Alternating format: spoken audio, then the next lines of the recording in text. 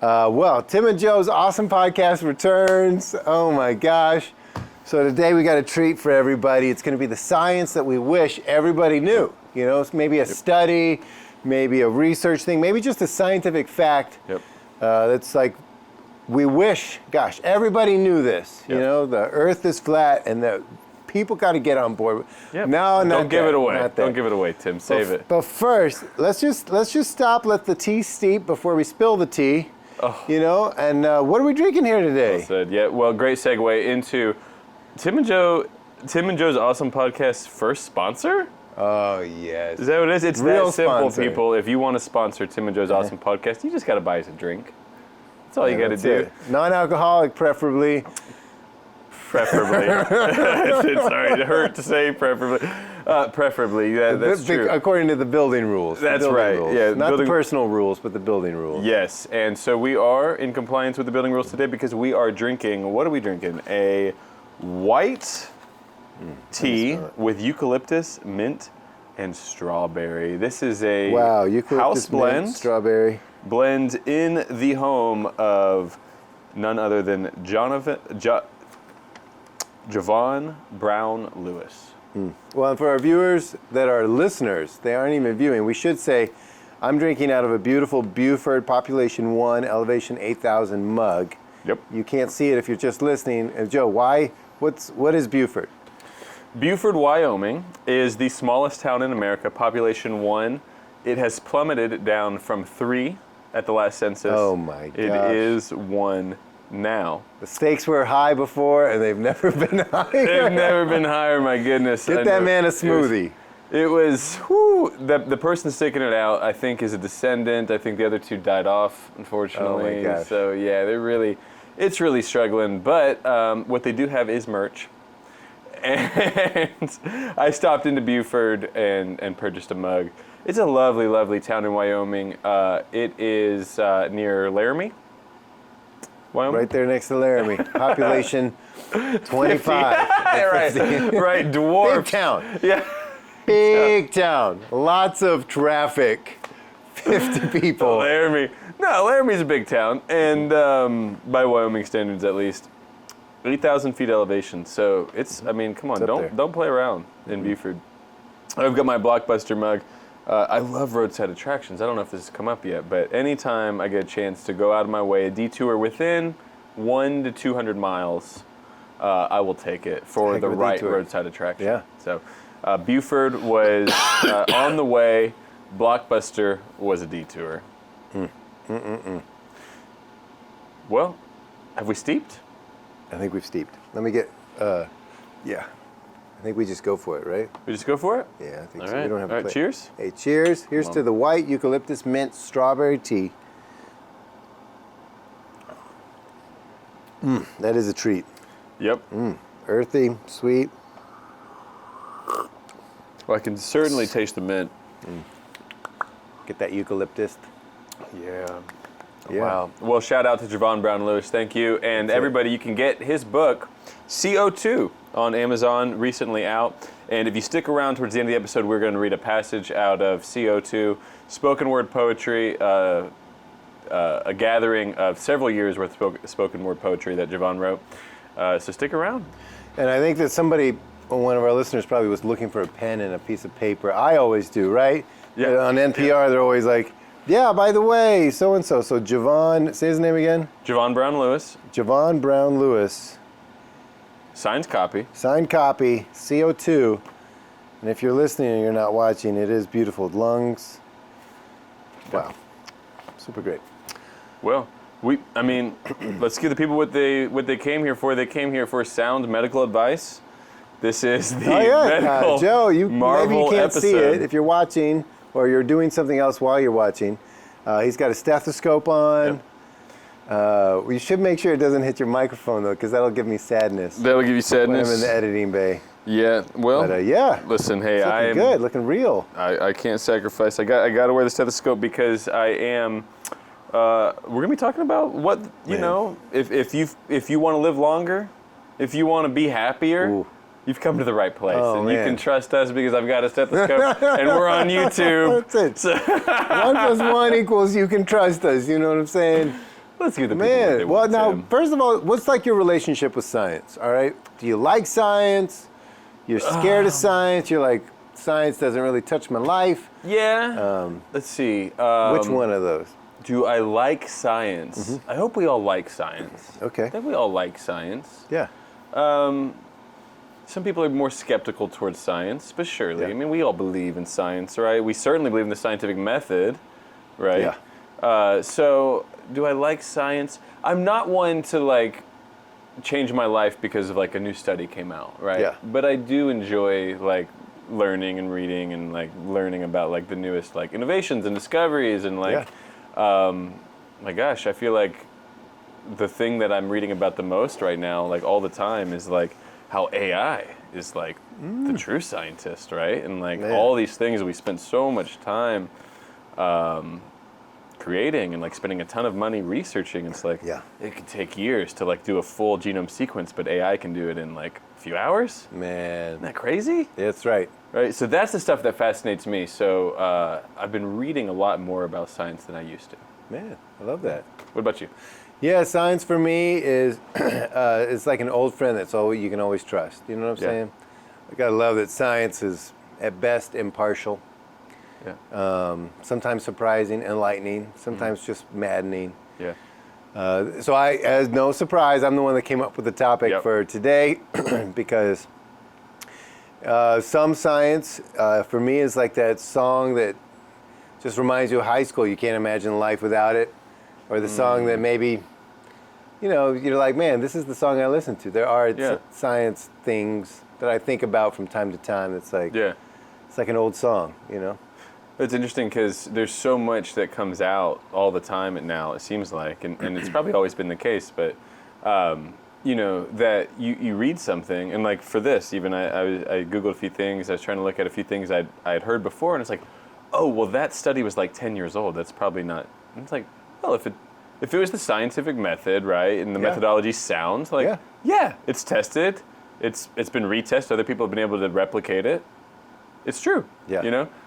So that was interesting. It's like, oh, I'm not used to, especially in our world today, of like things are constantly evolving and changing. It's like, oh, there are some things that we can rely on. Yeah, some things don't get old after 10 years. Don't get old after 10 years. Now, sometimes we go back and look at something, oh my gosh, well, we could have done the methodology a little bit different. We could have done a different type of case study. We could have had way more people, or now we've had the opportunity to follow people for a generation rather than just 10, 20 years. Yeah. And so then you maybe tweak a few things and you go back and revisit. But yeah, for the most part, it is really comforting to have something that's a little bit constant.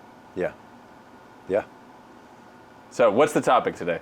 Topic today is science that you wish everybody knew. Okay.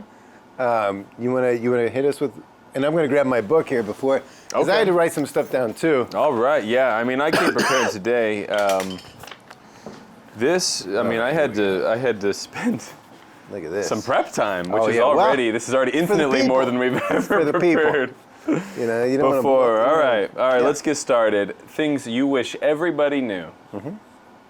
In 2012, researchers from UC Davis and NC State spent time, several years, examining 60 belly buttons. What? Just 60? Just 60. Why stop there? Why stop at 60? Because each belly button contained thousands of bacteria. Oh, wow. That they had to study. Out of 2,368 different bacteria found, 1,458 were completely new to science. No. 1,458 out of 60. So what is that per belly button? I mean, one out of every two. A little less than that, but one out of every two is new to science in the seldom appreciated, often overlooked belly button we're talking about here. Yeah? All right, so you're with me.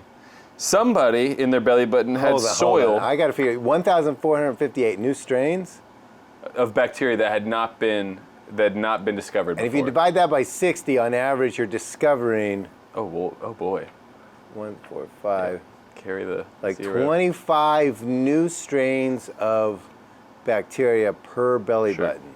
Yeah, let's go with that. Wow. And that's on top of the ones that 50. Oh, wow. Yeah. Wow. Right. You got me. Yeah. I mean, I don't know how many bacteria are out there. I'm inclined to believe there's a whole lot, but we didn't cover that in doctor school because we don't. You don't spend time talking about belly buttons. Truth be told, It's a shame. It's a black mark on the medical education system of America these days. UC Davis, NC State, they are changing the game. They are studying it, and they discovered. I mean, one, I guess, participant that they studied had bacteria only found in Japanese soil. They had never been to Japan. Whoa. That's odd. Whoa. That's really weird. Whoa. How does that happen? All right, more.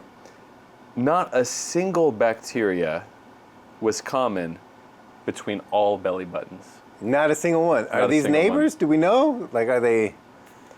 Science doesn't kiss and tell. Yeah, We're not gonna know I'm who going to these trust belly that they buttons didn't were. grab 5 people from the same family, but I don't know. If you are interested in that study, again, that's UC Davis, NC State, published in 2012, peer-reviewed. So anybody can go and look at that for themselves. And I looked at it briefly, and I don't know why I want everybody to know that. I think I just want them to know that because, wow, the world is so whimsical. Yeah. Yeah. That's all you need to know.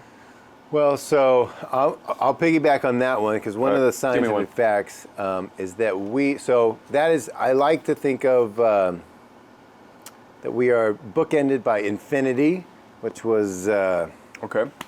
who was the scientist that said that? There was a scientist that said that we are the bookends of infinity. Okay. If you look out to the cosmos, infinity large. If you look at the microcosmos, infinity small, and we're right in the middle. We're just bookended. Oh boy, Belly am I button small. to galaxies, you know?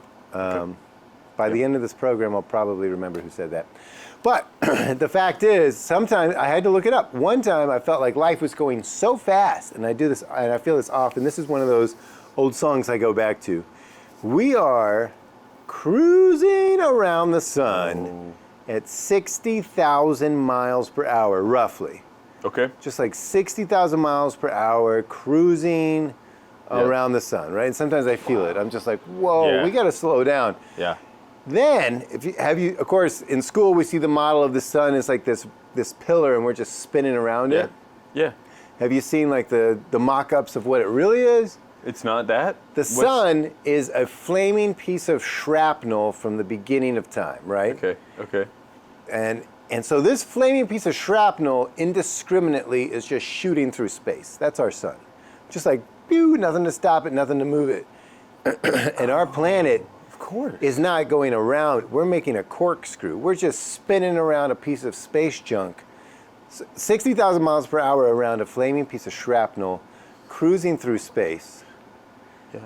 And it's a comfort to me when I feel like my problem. Okay, because I'm spiraling over here. Yeah, bring it back. So when I think about my problems, are like, oh man, gosh, where am I going to find an extra $100 this month? You know what I'm saying? I'm like, wait a minute. Yeah. We have attached ourselves to a piece of flaming shrapnel. Yeah. Life is a gift. It's a miracle. It is. And there's quite a bit of chaos to it. So yeah, it's one of those things. My goodness. Yeah, I mean, I guess you could take that in one of two directions. That could be grounding to you if you're insane. Or you could just be freaking out all the time thinking that we are one just micro, in the grand scheme of things, just micro decision, micro movement away from just... Well, we're not alone. There's other planets that are corkscrewing come on, through Neptune, space, right? Jupiter, come on, they all went just that like, years ago. Hey, that's a flaming piece of shrapnel, but that's my flaming piece of shrapnel, everybody. I give you the sun.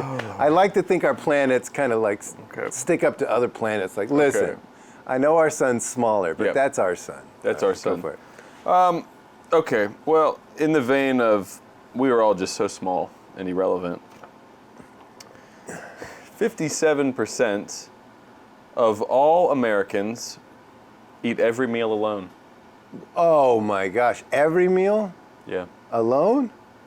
It's according to a UCLA study, and again, partnered with Stanford University. They used the UCLA loneliness scale and determined 50% of all Americans eat every meal alone. Does the loneliness scale have like a catchy, at least like name for its degrees, like Fahrenheit. Who even knows what that means? Yep. They're like, yeah, or Celsius.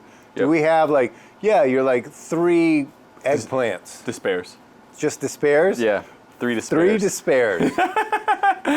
3 despairs with a side of dirty socks and a lot of potato chips. That's where you are. That's the UCLA loneliness scale. That is really sad. Wow, it makes me want to go have dinner with somebody, lunch with Yeah, somebody. I do. I breakfast want to with go, somebody, get a like, breakfast yeah. club. I mean, of course, there's people in prisons. There's people in nursing homes. Yeah, at least I just want to be a pen pal to somebody. You know. Yeah. I don't think in prison they're eating alone unless it's solitary confinement. You Right? don't think so? I don't really know. Cafeteria time? I don't think know. everything's different. I don't know. That's a good point. I think at a lot of like federal prisons. if you're eating if you're yourself. at home listening and you're like, gosh, I've eaten alone, Yeah. email us at Tim and Joe's Awesome Podcast Yeah. at gmail.com. Let's have a meal together. Let's have a meal together. Yeah. If that's you, if you're like, We want to have you on the next episode to see what you're. We're gonna out you. let's take Here's this- the, let's take- here's the person. let's take the pressure off. We're not going to out you, but we will go to Waffle wanna see what House, it's like. McDonald's, their McGriddles. I love them. Yeah. We'll at least have a meal together. If that's you, Tim and Joe's Awesome Yep. Podcast at gmail.com. Yeah, please do. Yeah, I would love to. It makes you think, and I wonder. I feel like that number's gone up, but I can't say that for sure. Wow. I've got some other ones for you. Same study. 61% of young people, aged 16 to 24, young people, report chronic loneliness. Whoa. 52% of the general population. I'm taking things in a pretty sad direction Wow. here, but wow. I mean, we need to Spilling know. the tea, bro. Here's the part we need to know. According to Stanford, Okay. that level of loneliness is the equivalent of Of on your health. 6 despairs Yeah. and 5 dirty Yeah. socks. Yeah, that level of loneliness has the same negative effects on your health Yeah. as 15 cigarettes and excessive alcohol every day. I don't know how they found that out. Right. Somebody was Right? Somebody hates cigarettes and alcohol in that building. Yeah. Well, That's sad. that is sad. That's really sad. But you know what? It's a testament to how important relationships are. Yeah. Yeah, strong May- relationships. Maybe we should measure them in Newports. You know what I'm saying? Like, Sure. let's give it a name. Yeah. Like, you're about 12 Newports Yeah. lonely. You Yeah. know what I'm saying? I could Yeah. see that. Like, if you were there just chain smoking 12 Newports, Yeah. yeah, you'd have to take a moment, a breath, per se. So that's so as you're a former smoker. You've quit smoking now for about maybe 6 months or so. Is that right? Yeah, 5 to 6 months, something like that. Okay. Cigarettes or friends? Sure. Which one? Yes. You want them both? You want them both? They go together, man. Yeah. They go together. Yeah. You know what I'm saying? That's true. Yeah. So if you could But smoke, you can have friends without cigarettes. And you can have cigarettes without friends. well said. You've know? summed it up better than I can. Find some good people. Stick with them. It's Yeah. really good for your health. They say this is a different study, but that strong relationships are one of the best determining factors for Yeah. longevity in your life. Strong relationships. Get that Fave 5, maybe a few more. Man, makes me feel lucky. You know what I'm saying? True that. Okay, so this is a piggyback on that whole thing. And my thing, okay, listen, we are a little piece of dirt There we go. corkscrewing around There it is. a burning sun, piece of shrapnel. However, so there is a uniform radiation going throughout the universe. Okay. So, of course, what? Big Bang, boom. Nothing to something to everything. One would think if it was an explosion like a Big Bang that it would be all helter-skelter, right? Like you can't control an explosion. But not think this, so. there is a uniform radioactive or radiation pattern throughout the cosmos. Okay. So, listen, we're both believers. We know there's a beginning. You know what I'm saying? So I like to think that radiation, not radioactive, but that uniform radio waves going through the universe is actually the echo of that holy harmony from when the beginning of everything. I love that. Because now that's, I mean, speaking of how do they know? I mean, how do they know? how do they know about the Yeah. Yeah.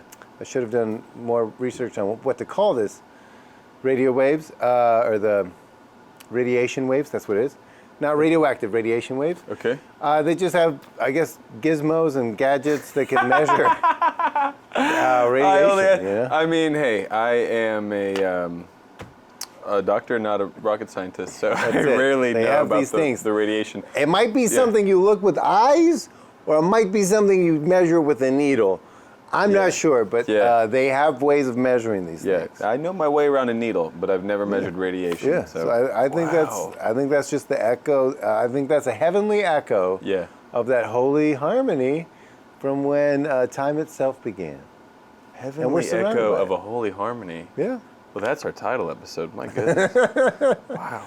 Okay, how do you follow that? Okay, here's a good one. Speaking of... And I love that you're like, man, I wish everybody knew these things. And up until like a day ago, you didn't know them. So it's like meeting new old friends. You know what I'm saying? Yeah. So props on that, Okay. So speaking of just...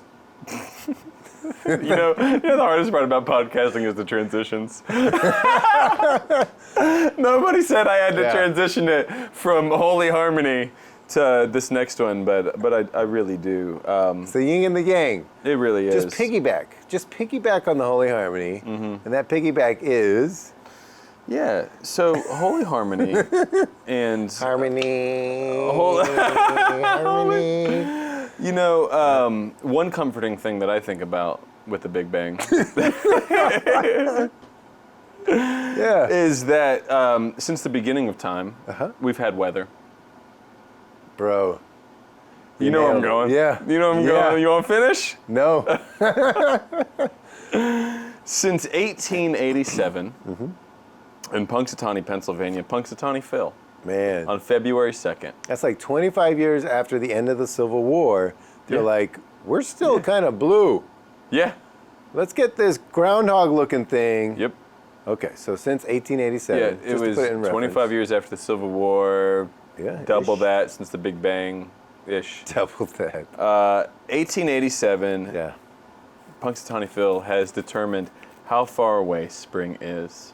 Wow. And it has been accurate 39% of the time. Wow. Well, that's more than I would have given him credit for. Now, I went to Punxsutawney, Pennsylvania on February 2nd. Yes, I did. Earlier this year. It did not see its shadow. Phil did not. And I did get to see Phil up close. Man. Did not see his shadow. Early spring. I think this one was right. Ooh. I think the jury's still out, but I think this one was right. And, on Tim and Joe's Awesome Podcast, we always get both sides of the story. We do. I did go to Phil's handlers, their official website, because they also keep track. And according to them, he has actually been right 100% of the time. Oh. Somewhere in the world. Wow. Well, that's an interesting way to look at it. Like, somewhere in the world. Maybe right we should, if only we spoke groundhog, we would know where he was talking about. So the inner circle does. Yeah. The groundhogese, they do speak groundhogese, and that's how they know. This is real. This is on the website. Yeah, they really say that. Remember, anything on the website, especially YouTube, and people giving medical advice, is real. The inner circle speaks groundhogese, and they know exactly what Phil's saying, and they relay whether or not he sees a shadow or not. Yeah. I saw it firsthand. I was one of the... Did you get chills? Did I get chills? Get goosebumps? You get anything? It was moving. Yeah. In a weird way, it was moving. It was like 30,000 people in a field singing. First of all, we're all there since like the day before. So we're all a little we're a little out of it. Yeah, so you camp in the field. Yeah, and you pilgrimage from town. You got to walk miles. Wow. We bring the baby. Wow. I mean, we're just completely out of sorts. Yeah. You listen to cover bands for hours. Wow. And one thing that every cover band does is they replace all of the lyrics that could be remotely relevant to Phil with the name Phil. Yeah. So I remember at one point, without even knowing what they were going to say, they were singing Mr. Brightside by the Killers. Yeah. And instinctively, I just said, and Phil takes off her dress. And they said, and Phil takes off her dress. I mean, that's the element of... You guys were like simpatico. We were. Wow. We were. That's part of the magic of Groundhog Day. There's a lot of things you don't understand about that day. But Phil, I choose to believe 100% of the time is right somewhere in the world. As far as Pennsylvania is concerned, he's getting it wrong like 60% of the time. Yeah. So. Well, it's 5 o'clock somewhere. It's 5 o'clock shadow. Come on. Fox at 10. Clean it up. He's right somewhere. Man, that's what's up. All right, so I got one. So they did a study where they had people for a certain amount of time a day, maybe you've heard of this, take up space. I've heard this one. Yeah, just power poses, take up space. And they measured them compared to people that they didn't tell to do that. And they found that the stress levels of people, the cortisol levels were higher, the stress levels were lower of people who spent, I don't remember what it was, 10 to 20 minutes a day just taking, I own this space. I'm taking up space, right? And their stress level, much lower. Much lower. Yeah. Interesting. Yeah. Because they felt ownership of the space? Territorial of the space? You know, I don't know that it's ownership. I think that the anxiety of, am I in the right place at the right time? Maybe, this is soft science now, this is Tim's opinion, but I think maybe that's replaced by, am I in the right spot of like, oh, well, this is my spot. Yeah. You know, I don't have to worry like, do I need to make room for you to squeeze by? Sure. It's like, this is me, and if you need to squeeze by, you will ask. Or this is me, like I take up this space. This is me. This is where I. Okay. You know. Yeah. Yeah. No, that's maybe. I mean, we're not meant to be squeezed into little things. We're meant to like, you know. I mean, I'm sure that at a certain time. Yeah. I know for a fact we were hunter gatherers, right? And we, you know, we weren't confined to a cubicle, or to you know whatever, right? And we may live in bigger homes now than ever before, but we're confined to really small spaces. Bro, that's true. So I've heard similar studies about comfort within territory. Oh, okay. We'll move off the cards for a little bit. Tell me about this. Piggyback. So as far as, I had a professor in college who really hammered this in a way that affected me, in a way that I still remember it, that he recorded where everybody sat on the first day of school, and he showed everybody on the final day of class that they were all sitting in the exact same spot. Ooh, interesting. He taught graphic design. He really felt like this was limiting people in their ability to really think outside the box or gain different perspectives and things like that. I've heard similar studies that have shown like most people feel comfort and they feel like a sense of like territory, like this is mine to defend, or this is mine to like experience and enjoy, like this is my space now, right? So they're going to sit in the same place every day. Gotcha. There's other social dynamics, right? Like if you sit in a classroom and like people start to like be friends or talk to each other, like if you move seats, you're going to mess up the mojo, right? Oh yeah. So people feel pressure to not move. I like to move. Yeah. I try to move. You seem like a mover. I'm a mover. Yeah. I don't mind if even in a meeting, I sit in 3 or 4 different spots in the same meeting. Whoa. Yeah, just to like, okay, let's see what it's like over there. Yeah. Let me get a different perspective on this. Is that like after a bathroom break you come by, or is it like mid-sentence you're like, I gotta move? I won't disrupt a meeting over it, you know, because I know it's quirky and it's going to derail things, but like, you know, it's going to good to like sit by different people, talk to different people, you know. Man, I love it. At the very least, anytime I come into the same meeting, I'll try to take a different seat if I can. I love that. Science. I even brought, so I was going to talk about this for another study, but I did bring an example. Again, hey, Tim and Joe's Awesome Podcast, what do? We do the scientific method. We're doing for it.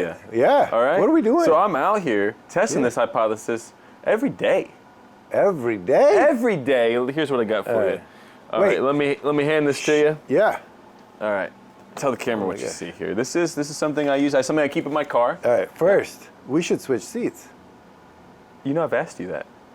Let's do it right now. You have it. I didn't know there was a whole thing by it. You know I've asked you. All right. Here we go. Wow. Whoa. It's a new perspective right here. Oh my goodness. Disorienting, I'm sure, for our listeners especially. Oh my gosh. And our viewers even more so. Well, if you need to, you can mirror the video, if that helps anybody. It would help them. Man. You're welcome to do that. Man, look at this. Him. Yeah. Look at this thing. You just look. That's like right here next to me. I could touch that if I wanted to. Yeah, you really can. Yeah. You do have, I do feel like I could just kind of like reach up and I got more space here. It's a lot of space. This is I can cozy. see the back of the pumpkin here, which is a little, Yeah. that thing is struggling. You know, we went to buy a pumpkin and they didn't sell them at Kroger, which is weird because they sell them everywhere. Yeah. Yeah. So we had to buy a watermelon and we painted it orange. When was this? 2 weeks ago? 2 weeks ago? Yeah. It was like fringe Halloween season, but it still was. Yeah. It still was. It was the beginning of October.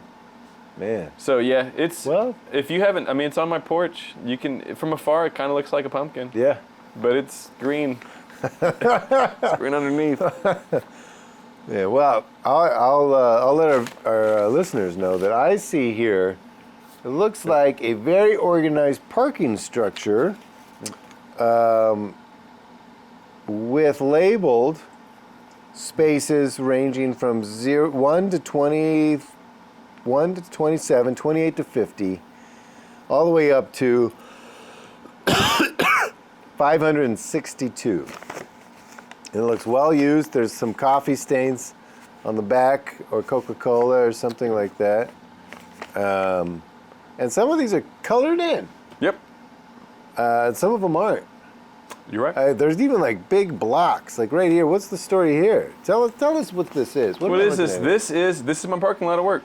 Man. Those are the spots I've parked in Uh-huh. and the spots I haven't. Man. And I have parked in almost 200 parking spots. Wow, work. you're almost halfway there. Yeah, Yeah. yeah.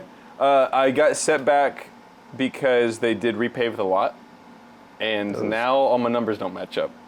And it's Oh my gosh. it really, really set me back. Yeah. I can't get it just perfect, but I can get it close. So Man, look at you. You've been busy. yeah, that's Now, been what's going on. happening here? Like, is this like where the Reserve VIPs? spots. Is Those it are tough. reserved? Those are tough. I've got a few reserve spots under my belt, and I even got a few handicap spots. Okay. When I came in on federal holidays. Okay. All right. Hey. Yep. Man. But yeah, those are, I mean, 560 spots. I'm getting a little bit of everything there. I'm parking next to Man. people I'd never parked before. It's fun Love to it. be a little bit strategic in the morning, use my brain power at, 7:50 in the morning. Man, you know? I love it. The dedication. How long is this? 200 spots. Yeah. Is that a year? 2 years? More than a year. 3 years? Year and a half. Year and a half. Yeah, year and a half. Man. There's some toughies in there.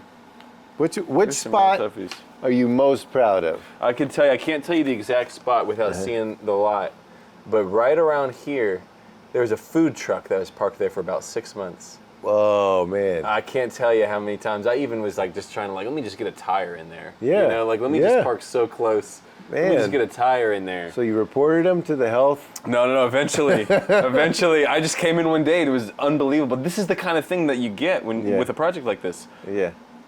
I mean, just screaming with excitement in my car to myself, and the first thing in the morning, the sun's barely Yeah. up Yeah. because the car's not there. Oh my The gosh. food truck's not there. Wow. So, have I parked in the same spot more than once? Sure, of course. I've got my favorites. Yeah. Don't get me wrong, Yeah. I've got my favorites. But the food truck one was the drama. But there's a few that just Yeah. mean a little bit more. Man, that is super impressive. Super impressive. Is it? Yeah. Yeah. It's hard to tell. It's hard to tell if it's super impressive No, or yeah. really, really unimpressive. I think more impressive than the feat itself is your method. Yeah. You know what I'm saying? Like Yeah. to see a world, because I believe if you can measure something, you can manipulate something, right? Okay. So you have a measurable Yep.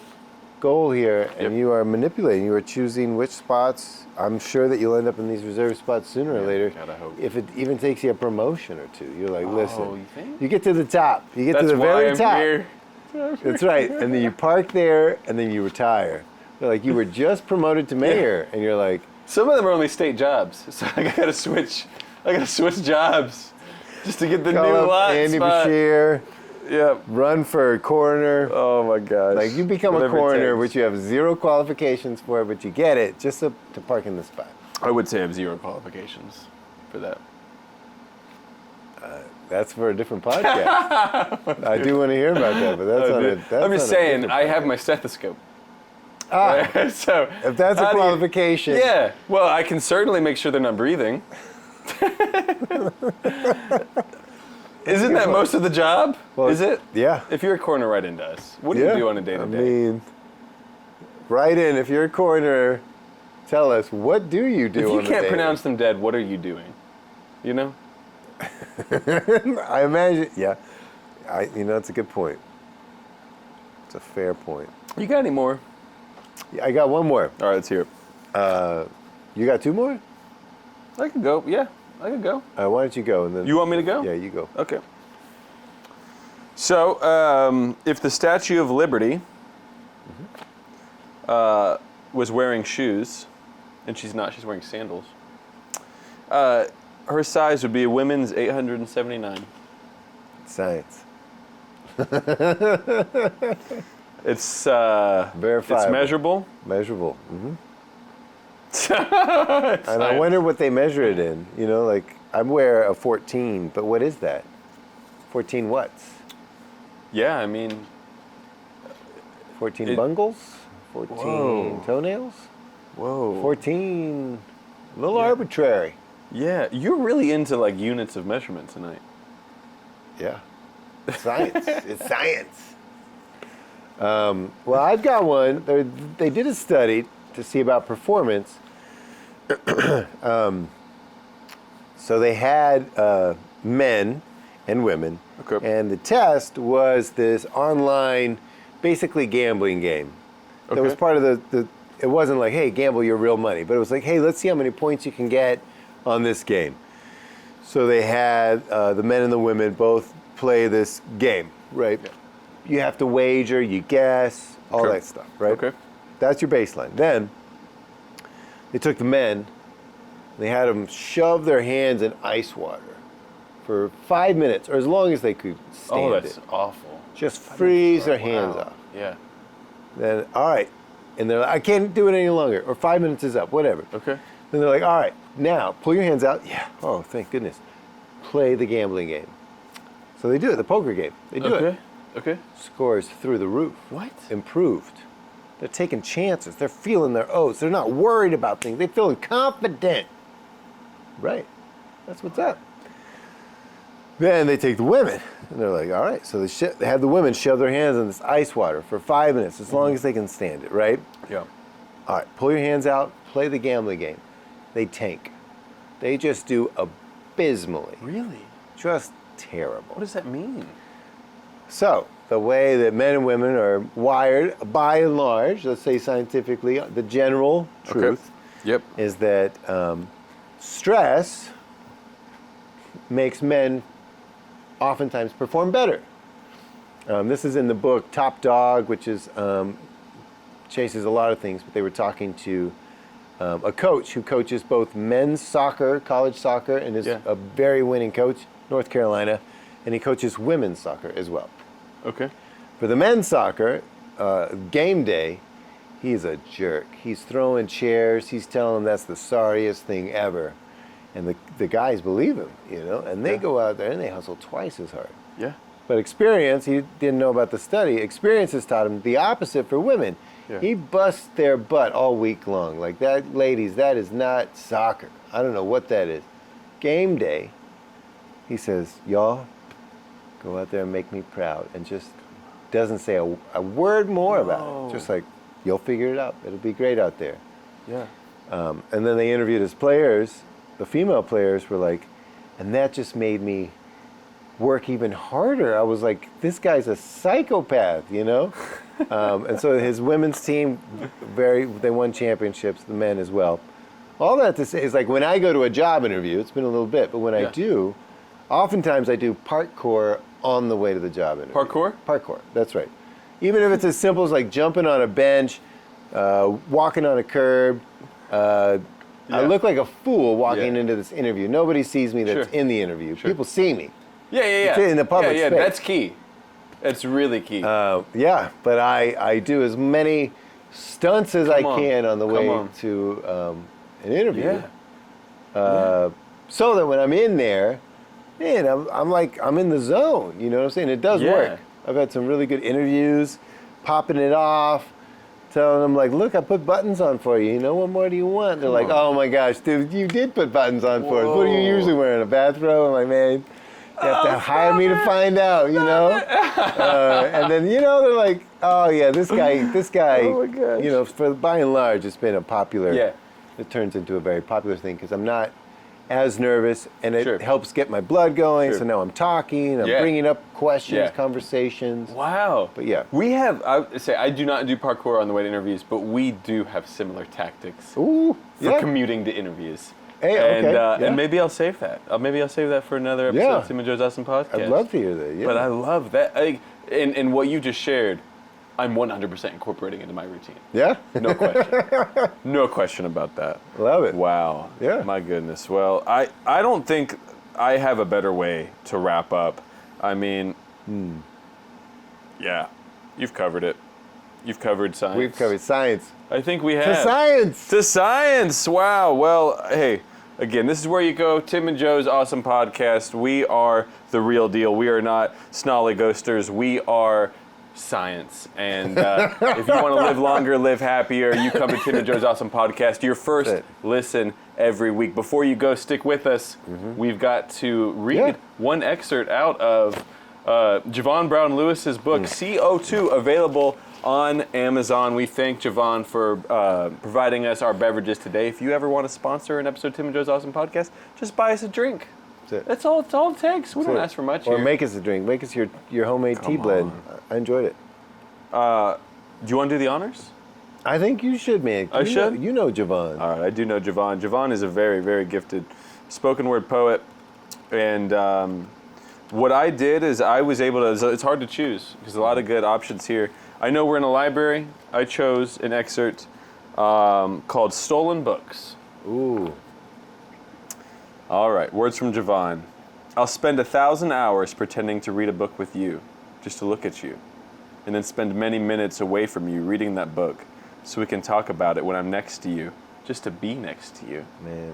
And it's when I'm next to you, I savor the sight of you, and when I hold you, it's like a whole note, 4 beats in your heartbeat became my metronome. Sweet music, your eyes make when they look at me. I can hear the birds sing. My dreams harmonize your lovely tune.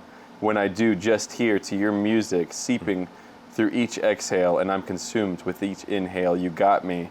My hands wrapped tightly around your spine, and when I open you up, I'll spend 1,000 hours pretending to read you, just to look at you. Come on. Javon Brown Lewis, everybody. CO2, available on Amazon or wherever you get your books. Thanks for listening.